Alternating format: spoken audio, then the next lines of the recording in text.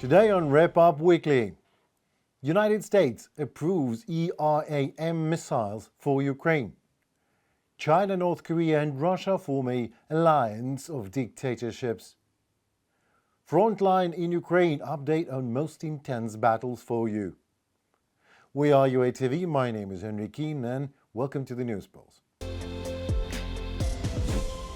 The United States Department has approved for Foreign Ministry to sell to Ukraine air-delivered munitions and associated equipment worth an estimated $825 million, according to a notice from the Defense Security Cooperation Agency to the Congress. Under the deal, Ukraine would receive up to 3,350 extended-range attack munitions, ERAM missiles. The package also includes missile containers, support equipment, spare parts, obviously mission planning systems, classified and unclassified documentation, training and logistics support. This proposed sale will support the foreign policy and national security objectives of the United States by improving the security of a partner country that is a force for political stability and economic progress in Europe.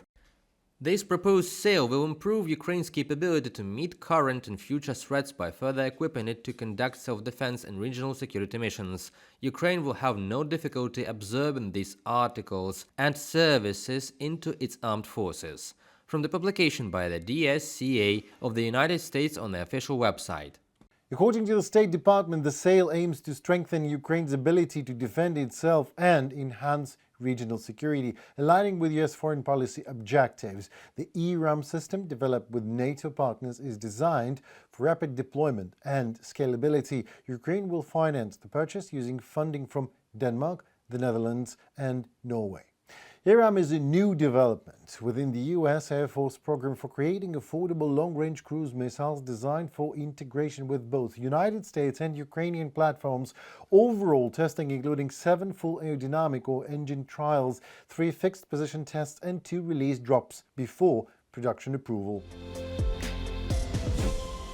Ukrainian intelligence has targeted the S-400 air defense complex of the Russian armed forces in the occupied peninsula of Crimea. The radar station S-400 Triumph has been effectively targeted with strike drones. Here you can see the video of the effective strike. S-400 is widely advertised as one of the best air defense by Russia, but still it is vulnerable, obviously, to precise strikes like this. And turning off air defense over the enemy-controlled territory allows for more targets to be hit in the area.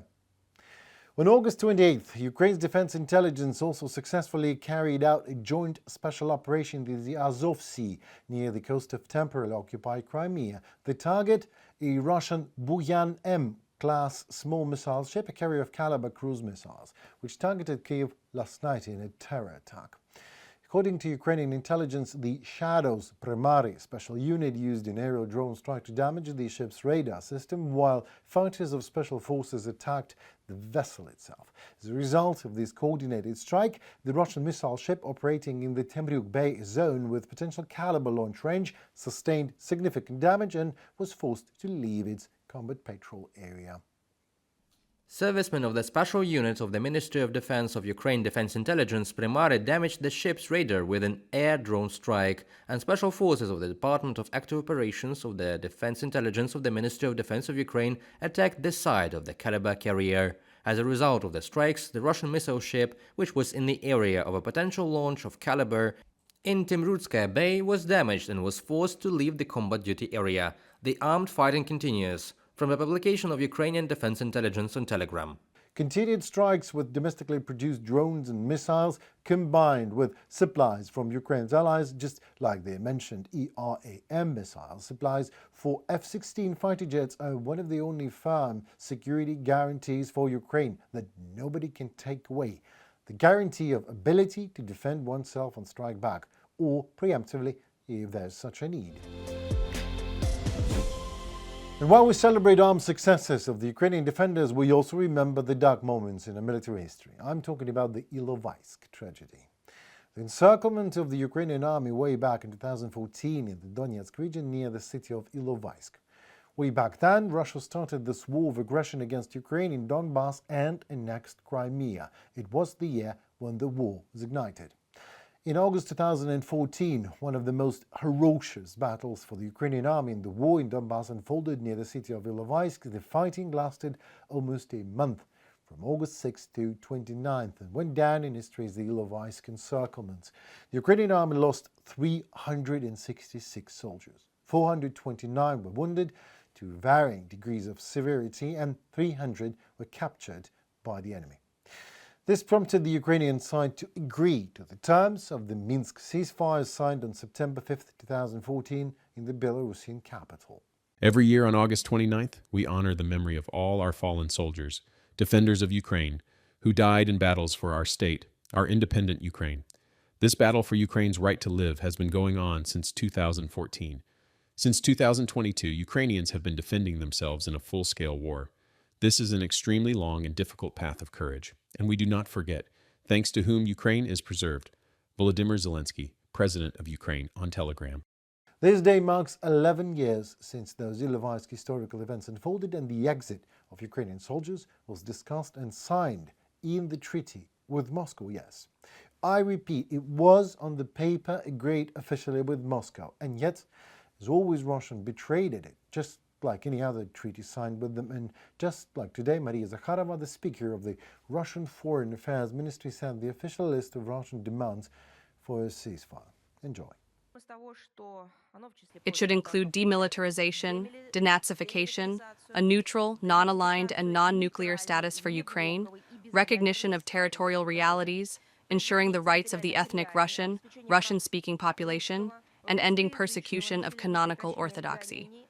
Thus, the basis of the security guarantee should be the achievement of a common understanding that takes into account the security interests of Russia, and not the desire to turn Ukraine into some kind of animal. Once again, these are the words of Ursula von der Leyen. According to her, Ukraine must turn into a steel porcupine. Well, I hope this must be a stark reminder for all of us who still believe that any kind of negotiated peace treaty with Russia is signed on paper will stop them from anything, basically. Ukrainian and European security is in our own hands only, and nowhere else. According to China's foreign ministry, no Western leader will be amongst the 26 foreign heads of state and government attending the parade next week, with the exception of Robert Fico, the Prime Minister of Slovakia, a member of the European Union. President Xi Jinping will review tens of thousands of troops in Tiananmen Square on that day, along with foreign dignitaries and senior Chinese leaders. The parade, which will be one of China's largest in recent years, will also showcase cutting-edge equipment such as fighter jets, missile defense systems, and hypersonic weapons. Also watching the show personally, attending the show and the parade, will be Serbian leader Alexander Vučić, the self-proclaimed president of Belarus, Alexander Lukashenko, the president of Iran, Masoud Pezeshkian, Indonesia, Prabowo Subianto, and South Korea's National Assembly Speaker Woo Won-sik. Amid China's growing military capabilities, the three leaders are showing considerable solidarity during the Victory Day parade on September 3rd, The Guardian publication writes. North Korean leader Kim Jong-un and Russian dictator Vladimir Putin are reportedly amongst those 20 foreign leaders, including India's Prime Minister Narendra Modi, scheduled to attend the military parade in China next week to mark the 80th anniversary of the end of World War II after Japan's formal surrender. The parade, hosted by the Chinese president, gave the leader of the world's most sanctioned regime dictator, Putin, a chance to appear alongside other world leaders who are pushing for the alternative world order that Xi and Putin have sought to create. In Ukraine's ongoing war against Russia, the front line near Pokrovsk in the Donetsk region remains the most intense on the front line, with Ukrainian forces repelling over 40 Russian attacks daily. Despite these tactical shifts, Russia remains unwilling or unable to end the war, continuing its efforts to seize and hold territory to use as a leverage in future negotiations. Learn more about the actual frontline situation in our reportage for you. Ukraine's defense forces continue to hold back the relentless assault of the Russian army, inflicting heavy losses on the enemy. The situation remains most difficult along the Pokrovsk axis, where Ukrainian defenders are repelling more than 40 attacks daily, according to Commander-in-Chief of the Armed Forces of Ukraine, Oleksandr Syrsky. the Russian army is employing a 1,000 cuts tactic, launching assaults with numerous small infiltration groups. In reality, many of these are suicide squads. The enemy is employing the so-called 1,000 cuts tactic, that is, an offensive across a broad front using small assault groups. After a series of decisive measures were taken, including the redeployment of additional forces and resources from our airborne units, we cleared out populated areas and terrain sections, and the enemy's victorious mood turned to despair. Their social media posts shifted from onward to victory to encircled, it's over. So everything reached its logical conclusion. Oleksandr Syrsky, Commander-in-Chief of the Armed Forces of Ukraine, in an interview with RBC Ukraine. The aggressor state has concentrated a force of over 100,000 troops near Pokrovsk. This was reported on August 23rd on the air of Ukrainian channel Suspilne by Viktor Trehubov, spokesperson for the Operational Strategic Group of Troops, Dnipro. Such a massive force would be sufficient to launch an offensive against an average European country. Yet their attempts to break through have become bogged down in Ukraine's defense. If there were 110,000 Russian troops operating in the Pokrovsk direction at the start, I honestly don't even know how to accurately describe the scale. It feels like they've gathered a horde big enough to invade an average European country. We're holding the line. We're not so much counterattacking or liberating as we are pushing the Russians back from wherever they try to break through. Sometimes their arrogance works against them, like in the case of their push toward the Dobropilya direction. They overextended, went farther than they should have, and were destroyed there.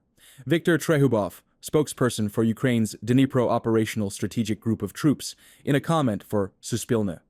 According to Ukrainian intelligence, Putin set deadlines for his army twice to capture the entire territory of Donetsk region, first by the fall of 2022, and then by March 1st, 2023. However, neither plan succeeded. Since early July 2022, when Lysychansk was captured and all of Luhansk region fell under occupation, the progress of Russian forces in Donbas amounted to just a few kilometers before Ukraine launched a counteroffensive in the fall of that year. The aggressor has been trying to reach the administrative borders of Donetsk and Luhansk regions for 3 years now. The enemy hasn't stopped its offensive actions. They keep attacking constantly. The Russians repeatedly tried to advance on the Pokrovsk agglomeration. When that failed, they attempted to shift south, since that area has less urban development and lower population density. That's where they managed to break through in some places and switched their focus to the Novopavlivka direction. The Russians aren't acting strategically. They're just trying to seep in wherever they find an opening. Yuri Syrodiuk, Senior Sergeant, 5th Separate Assault Kiev Brigade, speaking on Ukrainian TV channel Espresso. Russia is not ready to end the war. It continues to push into several other areas, aiming to seize and hold territory that it can later use as leverage in negotiations. No land or territories for which they fought on the battlefield can be given up, said U.S. Permanent Representative to NATO Matthew Whitaker during a CNN broadcast on August 10th, ahead of Putin's meeting with Trump in Alaska.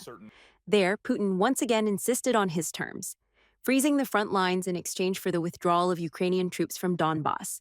Meanwhile, Ukraine is working to deny Russia opportunities even deep in its rear, targeting oil refineries that supply fuel to the Russian military, reported by Alexandra Zaslavets, UATV News.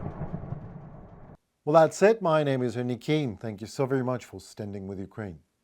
Please subscribe so to stay tuned to what is happening in the world shown from the Ukrainian perspective to you. Thank you. Goodbye.